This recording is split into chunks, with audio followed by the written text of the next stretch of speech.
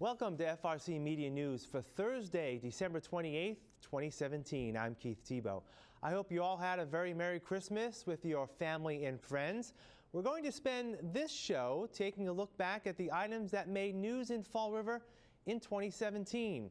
And as is always the case, there's plenty to cover, so let's get started. 2017 was a local election year with 35 candidates running this year for either mayor, city council, or school committee. When the final ballots were counted on November 7th, Fall River voters decided not to make many changes to city government. In the race for mayor, incumbent Jaziel Correa easily earned a second term in office.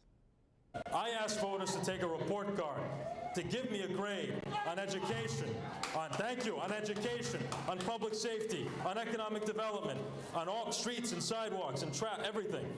And tonight, I think the taxpayers and the citizens of Fall River gave all of us an A+. How about that? Thank you. Thank you. That's right.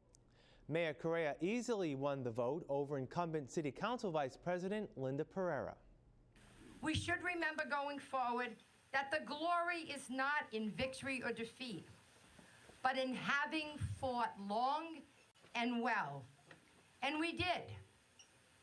We may have been out-financed, but we were never out-fought.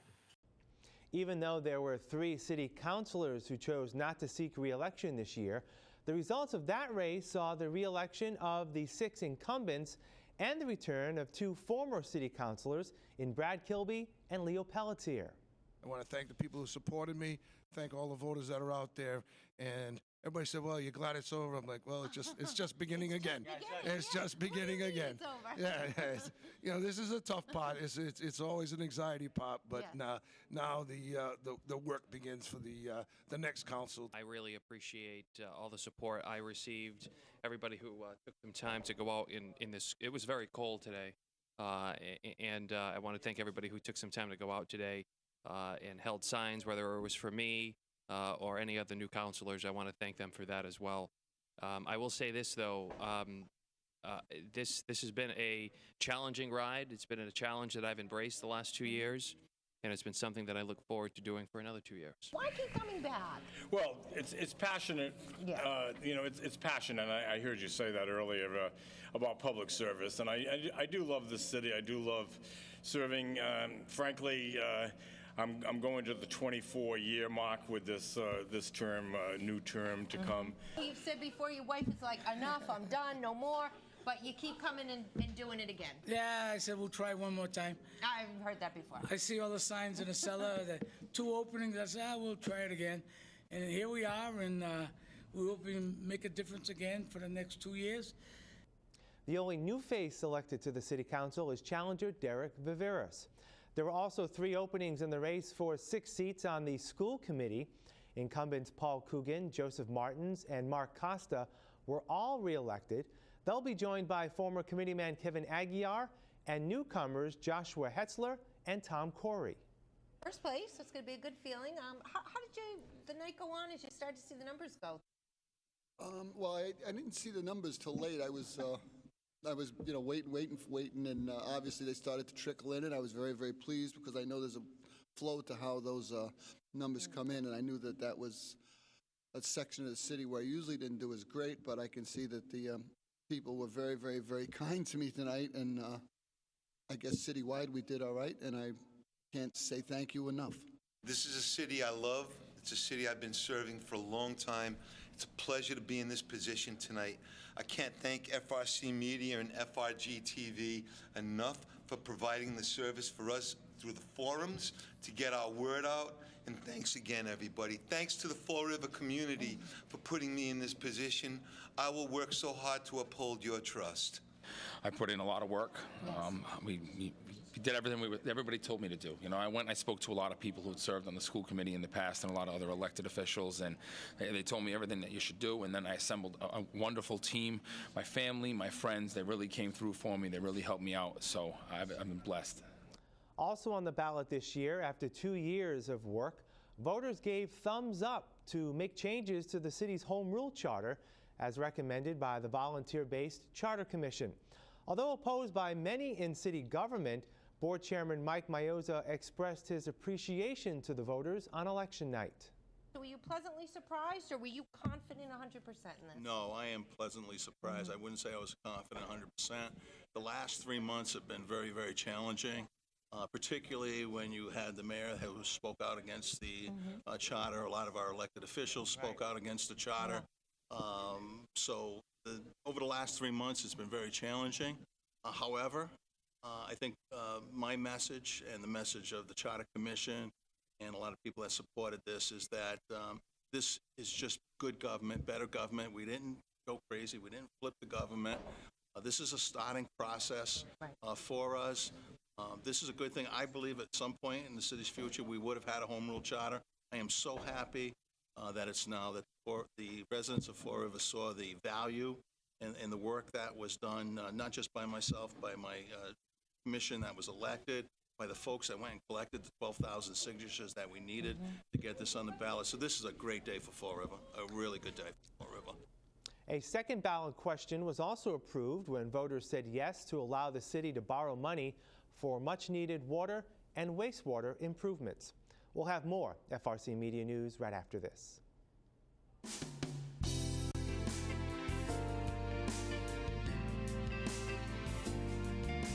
So this is Gardenia. She is a 8-year-old tortie, but don't let her age fool you. It does not slow her down whatsoever. She has a long life and a lot of energy to go. She and her sister Lotus were surrendered to us because unfortunately her owner was hospitalized. Due to him being hospitalized, he is not able to care for them, so he surrendered them to Forever Paws. If you live alone and you adopt her, I promise it won't feel like you're alone. She's very vocal and she will talk back to you. She's a busybody. She has a lot of energy, so she will just keep moving and moving, as you can see. When I come down and meet Gardenia, her sister Lotus is here as well. We're open every day 11 to 4, besides for Wednesdays, so feel free to come and meet her. So here at the shelter, we don't have just dogs and cats, we also have a variety of other animals. Right now we have a clutch of baby bunnies. Right now they are about a month old. Bunnies have specific bunny pellets, which are have the proper nutrients for them, so they don't really need extra treats. But it's good to spoil them every so often. These guys, they can do well in specific bunny cages, which the feces and the urine fall through the floor. Yeah, so if you are interested in meeting our baby bunnies, come down to Forever Paws Animal Shelter. We're located at 300 Linwood Ave, straight at the end. We're open every day 11 to 4. Besides for Wednesdays, so feel free to come meet these mischievous bunnies. Welcome back. This week, we're taking a look back at some of the news items that shaped 2017 in Fall River. Jobs, economic development, and the city's image once again dominated much of the talk within the city this past year. In February, Mayor Jaziel Correa unveiled the city's latest marketing campaign, looking to tie together the city's past with its potential for the future. The focus of the campaign hinged on a new slogan, "Make it here." It really was to inform the outside community, number one, of all the great things that Fall River has to offer. The second goal, which was the really more important goal to me, was to uplift ourselves, to really get out of this rut that Fall River had been in terms of its own self-image, to really be proud of what Fall River has to offer, to pay homage to the old slogan of "We'll try," because it does have a great history, but also to look to the future and know that we're going to succeed. And we're going to succeed by coming together and exploring all the wonderful parts of our community. And that's really what this next logo, slogan, and video had to accomplish. It had to break the mold. It had to break the ideas that people had about what Fall River is and what Fall River is not. Well, not everyone in the city was in favor of the new marketing campaign. City Councilor Ray Mitchell said the outcome of the work may not have been worth the money. We were told when it first started that it would be approximately $50,000. Then they wanted $70,000. Then it went up to $100,000. And there's really no clear understanding as to how the money was going to be spent. I wasn't comfortable with giving another $30,000. One of the jobs of the city council is to ensure that money is spent wisely. And when you don't know how it's being spent, you best not spend it. As Councillor Mitchell expressed his disapproval, Councillor Stephen Long showed his steadfast support. I really don't understand the rift. It was a very, very open process. I'm not sure where that all comes from, but I said tonight that it's easier to not get along. It's very difficult to get along. I've been working with the mayor from prior to him getting elected and just developing on a relationship. I trust him. I like him. I think he's got great ideas. I love his energy. I support him as much as I can. We have our little arguments back and forth, but in the most, I think both our hearts are in the right place, and we're traveling down the same road. So we need to get along, and I try to do that whenever I can, and so does he. Though still behind much of the rest of the Commonwealth, Fall Riverites made some job gains in 2017, according to Fall River Career Center Director Joe Viana. At least I can only talk about what we see here at the Career Center, so that's as far as I can feel comfortable talking, but we're seeing a lot of opportunities in a variety of jobs. I mean, I just have a list of here. We have security positions. We have Millstone Medical that has opportunities. We have welding opportunities. We have accounting, customer service, machine operators, quality inspectors. So the list is extensive. It's varied. It requires different types of skill sets. And our job is just to make sure that you can connect with these companies. After a successful opening in 2016, the Amazon Fulfillment Center on Innovation Way upped its staffing levels to over 1,000. Massachusetts Governor Charlie Baker was on hand for the grand opening ceremonies back in March. We put a ton of effort into this, and we put a ton of effort into it for a couple reasons. The first was people here, people in this community, were putting a ton of effort into it. And when you have an opportunity to row hard with a group of local folks who really want to get something done, it's an incredibly rewarding experience. And secondly, Amazon just represents such a big brand and such a big footprint that we felt the message it would send to people about the South Coast and about the turnaround that's going on down here would be a great message to send, not just here, but everywhere. And I think in many ways, that part of the objective has been achieved. And our goal as an administration, and I know this is true for the local folks and for the electeds who are here today, is to continue to build on that success going forward. The South Coast Marketplace in the city's South End opened to the public this fall, and with it came the hiring of dozens of local residents, anchored, of course, by Market Basket. Every year there seems to be controversy around those who work in government center, and 2017 was no different. Stories began to surface this summer around Mayor Correa and an apparent investigation surrounding the management of his app company Snow Owl, a company ran by the mayor prior to his assuming office. The mayor himself indicated that there may be an investigation underway, but the FBI has neither confirmed nor denied that contention. The long-term relationship between the city of Fall River and the Fall River Office of Economic Development, FROED, became strained earlier this year when Mayor Correa evicted FROED from its home on the 6th floor of Government Center. FROED has since moved to new headquarters in downtown Fall River. This summer, the city filed suit against FROED for what it claims is over $100,000 owed in overdue rent.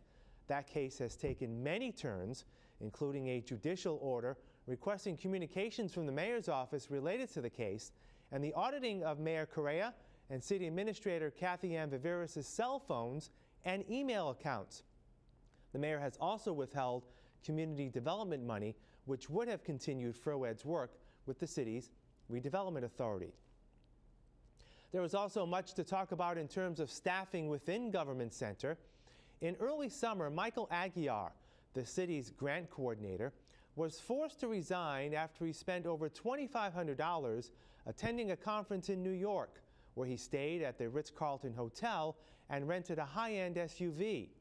Aguiar, once a mentor to Mayor Correa, had originally been tapped to lead the city's drug prevention efforts in 2016, but that position was not approved by the City Council. Other faces in and out of Government Center this year included the removal of City Planner Bill Kenny, the appointment of 2 directors of community maintenance, and the hiring of a new City Chief of Staff, Mayor Correa's campaign manager, Jen Andrade. Most recently, Mayor Correa's appointment of Police Chief Albert Dupere became official. During the swearing-in ceremony earlier this month, the mayor praised the City Council for its support of the new chief. We want to thank all of our city councilors for doing that and taking that vote of confidence in unison for this man here on my right.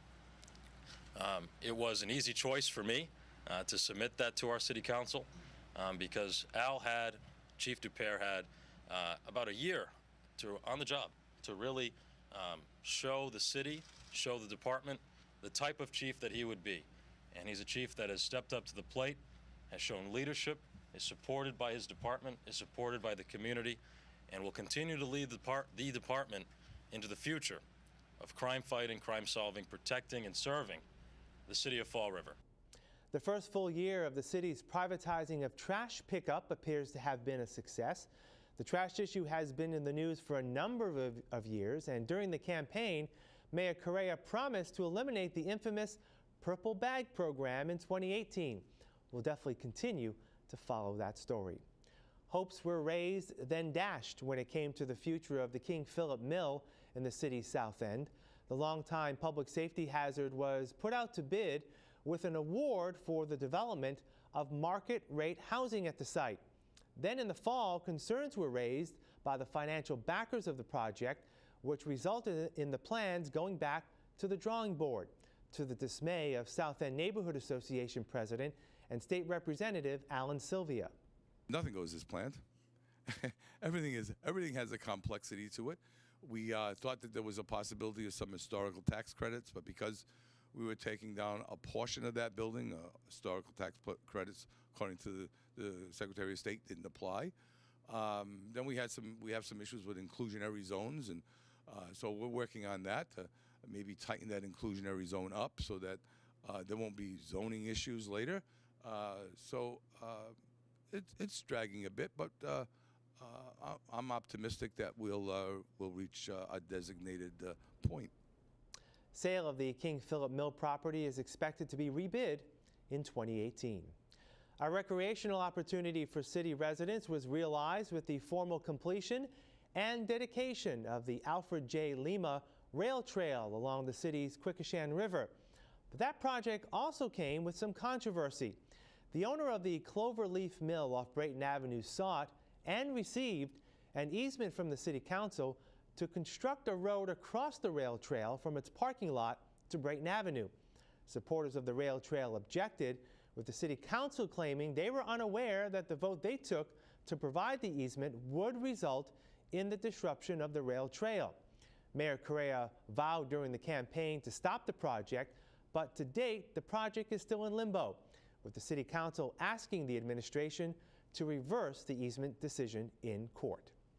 On the educational front, the Fall River School Department has been moving full steam ahead towards seeking approval for the construction of a new BMC Durfee High School. Plans call for the new school to be constructed on its current footprint on Ellsbury Street with an estimated cost of $260 million. The proposal has been received and approved by the school committee and will likely be before voters in a special election in March. Bristol Community College saw a change in leadership in 2017. Longtime President Dr. John Sprague retired in July, handing over the reins to Dr. Laura Douglas to serve as BCC's fourth president.